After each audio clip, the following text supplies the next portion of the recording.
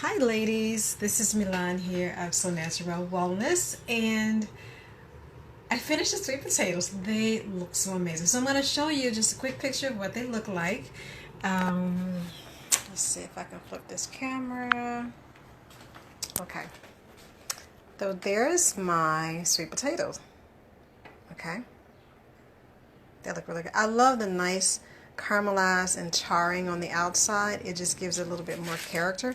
And also it gives a little bit more crunch, because remember from one of our previous videos where we were caramelizing sweet potatoes, and I just said that the flavor is in the browning. This is not that it's burned. So we're going to take one of them. Let's see, I'm not sure which one I want. I think I want this one because it has so much beautiful brown on it. So we're going to take this one. Here we are with our sweet potato, and it looks so beautiful. So the next thing that we're going to do is we're going to set it up. So I love tomatoes. So basically everything that I love and I enjoy is what I'm going to put on it. The sky is the limit whenever you're making this. It all depends on what you have a taste for, what you have in your refrigerator.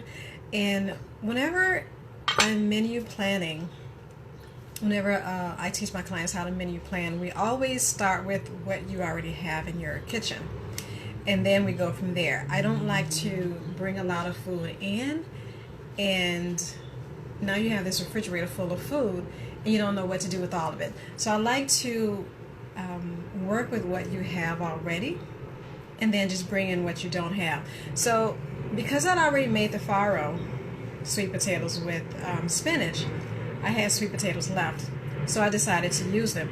And what better way to use them when you're waking up and you want breakfast or for a nice light lunch.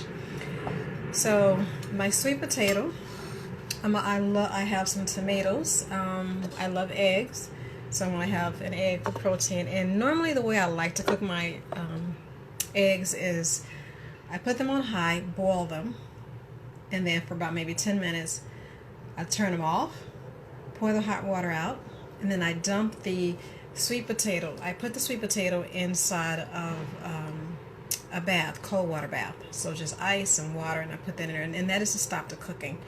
So once I stop the cooking and it cools down, then I take all the skin off. I just try to be careful not to rip it too much, because I really like to see it beautiful look on the egg. And we're going to use a avocado, more fat, but it's a nice healthy fat, and it's very heart healthy.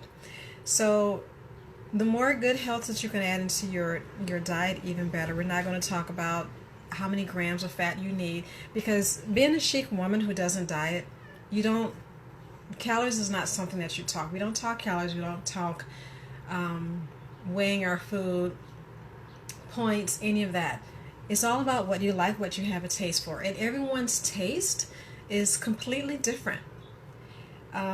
Someone may like roast, someone else may not like roast. Someone may you may be from a different country. Maybe in your country your diet is a certain way, so of course you're going to eat that way. So who am I to say to you not to eat this, not to eat that? It doesn't make sense, right? Right. So first thing we're going to do is we're going to cut our avocado, and I just want to give you this little tidbit of information, because sweet avocados, sometimes it's really hard to tell if it's ripe or if it's ready, but the one way that you can tell if it's ready is to, you see this stem? Take the stem out. Well, try to put it back in at the grocery store, but lift it out at the grocery store. This is right when you're getting ready to purchase it. When you're getting ready to purchase the avocado, lift this out. Look at the inside. I hope you can see. Look at the inside, and if it is green, that means your avocado is ripe. If you lift this stem out and your avocado is brown on the inside of that, then that means your avocado is overly ripe, and you don't want that. You don't want a brown avocado. And sometimes just by feeling it, you can't tell if it's extremely brown or if it's not or anything. So This one is fine. It's right. So that's what I usually do. And if it's perfect for me, the inside is still a little green, maybe with a little browning, but not much. Then I just, if I don't want it, I stick the stem back in and put it away.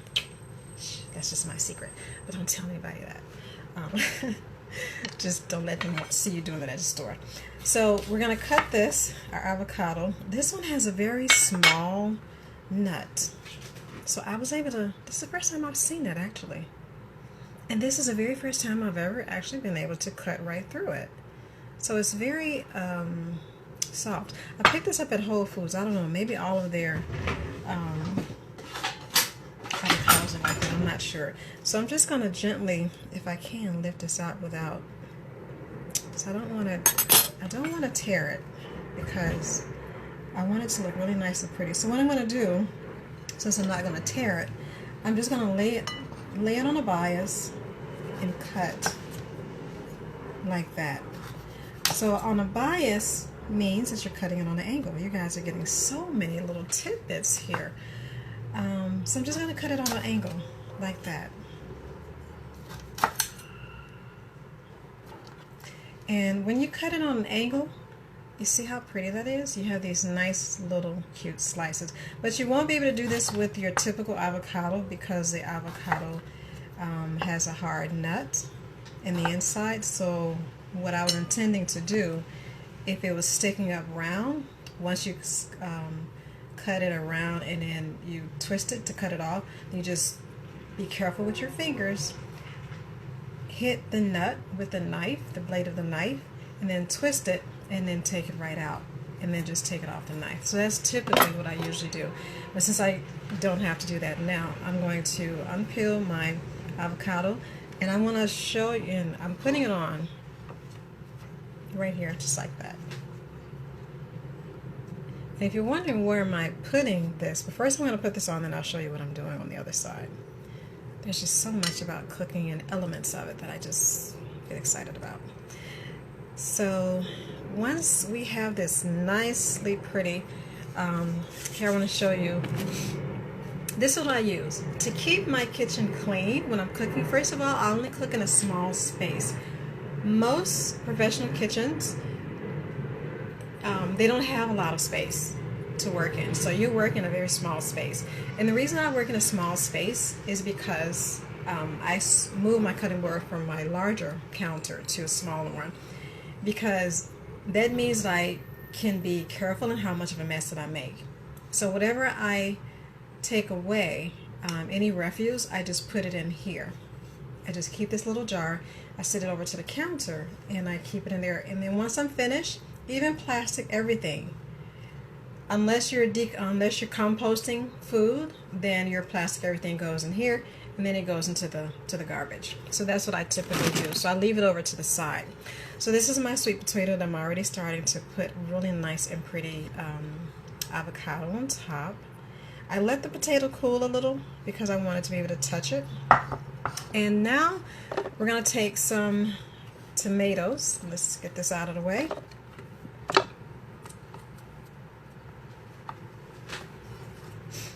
So now we're going to take our tomato, and because I already started with that cut, I want the exact same thing. So I want the very same type of cut for my sweet potato toast. Nice small slices. So I'm going to put that on the top as well. I'm only going to do 3 because I still want to be able to eat it, and whenever you're eating, of course, it should be in nice bite-sized pieces. So I'm going to put that on the top as well. So see how it's coming together? And the next thing I'm going to do is I'm going to take some microgreens. Microgreens, I love them. You can get them in the greens section of your grocery store. And whenever you're choosing greens, try to pick a variety of them. Don't just choose the same ones all the time. Don't always go for romaine. But actually, romaine has been having such a scare lately, you may not want to try those. But try not to just use the same ones all the time. So I'm going to use, these are microgreens, which I picked up, and they are so beautiful. Look. And they're very dainty, very I call these the feminine of the greens, the most feminine, because they are so beautiful. And so these are fresh microgreens, and what's in it is here. I'm gonna daikon radish, organic red cabbage, and oregano, organic arugula. I think I picked these up at Whole Foods. I'm not sure. So I'm just gonna put this on just like that because I want it to look really pretty. And the last thing I'm gonna do, you know what, I want a little salt because salt makes everything taste so much better. And the last thing I want is I want to take my egg, slice it in half, and remember I told you I like my egg a little soft, so this is going to go on top. Just like that, really. This is exactly how I'm going to eat it. And this piece is going to go on top. So, there you have it. And it needs a little something extra because I just feel it's missing some color. And whenever you're cooking starts with the eyes. So we always eat with our eyes first. And once I just want to let you know about the sweet potato. When I cooked it, I had it on very high heat, 425, and I usually cook food on a high heat if I'm putting it in the stove. Depends on what it is because I don't want to be in the kitchen all day. When I grew up with my mother, and well, not with just my mother, but I grew up with my mama, and she was in the kitchen all day. And I would go crazy because I'm sitting there thinking, oh, I never want to cook when I get older because for me it's being in the kitchen all day. Oh, what a life. So I didn't want to do that. So I determined once I got older, I would never be in the kitchen all day. So 425 is where I set my oven. It gave me that nice, beautiful brown. But just really remember and pay attention, be focused that you do have something in the oven at 425. Because you can walk away and forget that. If you think you may forget and get distracted, then just set your timer. Set your timer for 425. So my battery's getting low, so we're going to wrap this video up. Last thing I'm going to do is dribble some, this is a balsamic cream. I just think everything needs to be beautiful. And there we have it. There's your avocado toast. Thank you. Until our next video together, enjoy this segment of how to make sweet potato toast, and I will talk to you soon. And until then, stay beautiful and healthy.